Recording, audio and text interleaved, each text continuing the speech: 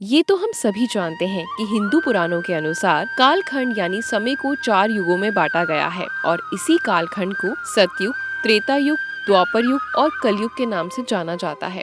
हिंदू पुराणों के अनुसार ऐसा माना जाता है कि जब भी किसी कालखंड में उस समय की परिस्थिति मानकों के अनुसार धर्म का लोप होने लगता है तो भगवान श्री हरि अवतरित होकर अधर्मियों का नाश करते हैं और फिर तीनों लोकों में धर्म की स्थापना करते हैं, जिसके बाद एक नए कालखंड यानी नए युग का आरंभ होता है। तो दोस्तों आइए मिलकर जानते हैं कि पुराणों के अनुसार सतयुग, त्रेता युग, द्वापर युग और कलयुग का आरंभ और अंत कैसे हुआ। वैसे तो हिंदू धर्मशालाओं के अनुसार इन चारों युगों का कई बार परिवर्तन हो चुका है, परंतु ऐसा माना जाता है कि सृष्टि के आरंभ में सबसे पहला कालखंड यानी युग सतयुग था। सतयुग की काल अवधि 4800 दिव्य वर्ष अर्थात 17,28,000 मानव वर्ष मानी जाती है। ऐसा माना जाता है कि इस युग में मनुष्यों की आयु 1 लाख वर्ष के करीब होती थी। साथ ही सतयुग में मनुष्यों की लंबाई भी आज की तुलना में काफी अधिक होती थी। इस युग में पाप की मात्रा 0 होती थी, जबकि इस युग में पुण्य की मात्रा 20 यानी 100% होती थी। फिर भी इस युग में श्री हरि ने मत्स्य, कुमर, वारा और नरसिंह रूप में अवतरित हुए। अब यहाँ ये सवाल उठता है कि जब सतयुग में पाप नहीं था तो फिर श्री हरि ने इन रूपों में अवतार लिया तो क्यों? तो चलिए मैं आपको बता देती हूँ कि जब परम पिता ब्रह्मा ने इस सृष्टि की रचना की तो उस समय देवों, मनुष्यों, नागों, गंधर्वों आदि के साथ साथ दैत्यों की भी उत्पत्ति की थी ताकि सृष्टि का संतुलन बना रहे। और इसी संतुलन को बनाए रखने के लिए सतयुग में श्री हरि शंखासुर, हिरण्यक्षय, दैत्य और हिरण्यकश्यप का वध करने के लिए विभिन्न रूप में अवतरित हुए। हिंदू धर्म ग्रंथों की माने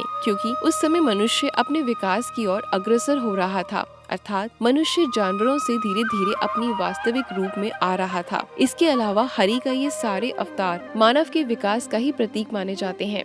सतयुग की समाप्ति के बाद त्रेता युग आया। इस युग की बात करें तो इस युग में श्री हरि ने वामन और श्री राम के रूप में पूर्ण अवतार लिया था, जबकि परशुराम के रूप में उन्होंने आश्वांतर लिया था। इस युग की काल की अवधि 3600 दिव्य वर्ष अर्थात 12,96,000 मानव वर्ष माना जाता है। इस युग में मनुष्यों की उम्र 10,000 वर्ष हुआ करती थी, जबकि लंबाई 100 से 150 फीट हुआ करती थी। इस युग में पाप की मात्रा 25% तथा जबकि पुण्य की मात्रा 75% थी। इस युग में रावण, कुंभकर्ण, बाली, अहिरावण जैसे अत्याचारी राजा भी हुआ करते थे, जो अपने बल और अहंकार में आकर तीनों लोगों के प्राणियों पर अत्याचार किया करते थे, जिस कारणवश श्री हरि प्रभु इस रूप में अवतरित हुए और इन अत्याचारियों का नाश किया। फिर जब वो अयोध्या वापस आए तो उन्होंने कई वर्षों तक वहाँ शासन किया। फिर देवी सीता के पृथ्वी में समा जाने के कुछ वर्षों बाद उन्होंने भी अपना देह त्याग कर दिया।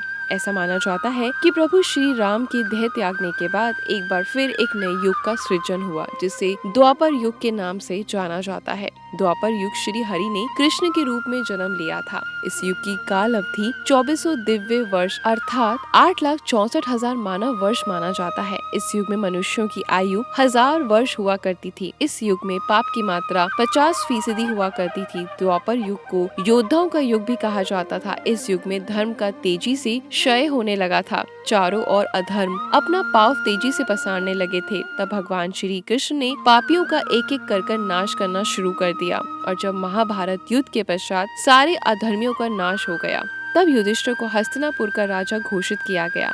जिस समय युधिष्ठिर का राज तिलक हो रहा था, उसी समय गांधारी ने अपने सभी पुत्रों की मृत्यु का जिम्मेदार मानते हुए भगवान श्री कृष्ण को श्राप दे दिया। गांधारी ने भगवान कृष्ण को श्राप देते हुए कहा कि कृष्ण, जिस तरह तुमने मेरे कुल का नाश किया है, उस तरह तुम्हारे भी कुल का नाश होगा। उसके बाद पांडवों ने 36 साल तक हस्तिनापुर पर राज किया। फिर गांधारी के दिए श्राप के कारण भगवान श्री कृष्ण की द्वारिका नगरी की स्थिति दिन ब दिन बिगड़ने लगी। द्वारकावासी मदिरा पीकर आपस में लड़ने लगे, एक दूसरे को मारने लगे और अंत में हालात इतने बिगड़ गए कि पूरा यादव वंश ही खत्म हो गया। उसके बाद एक दिन भगवान श्री कृष्ण एक वृक्ष के नीचे विश्राम कर रहे थे। उसी समय किसी शिकारी ने भगवान कृष्ण पर निशाना साध दिया। क्योंकि भगवान ने मृत्यु लोक में जन्म लिया था, इसलिए इस मनुष्य रूपी शरीर से उन्हें एक दिन दूर होना ही था। भगवान श्री कृष्ण ने अपना शरीर त्याग दिया और बैकुंठ धाम चले गए। उधर जब इस बात की सूचना युधिष्ठिर को मिली तो उनको भी समझ में आ गया था कि अब उनके जीवन का उद्देश्य खत्म हो चुका है। द्वापर युग इस समय अपनी समाप्ति की ओर था और कलयुग का प्रारंभ होने वाला था। इस बात को ध्यान में रखते हुए युधिष्ठिर ने हस्तिनापुर का राजपाट सब कुछ छोड़ दिया और खुद चारों भाइयों और द्रौपदी सहित हिमालय की ओर अपनी अंतिम यात्रा पर निकल पड़े। फिर पांडवों के हस्तिनापुर से निकलते ही कलयुग का आरंभ हो गया।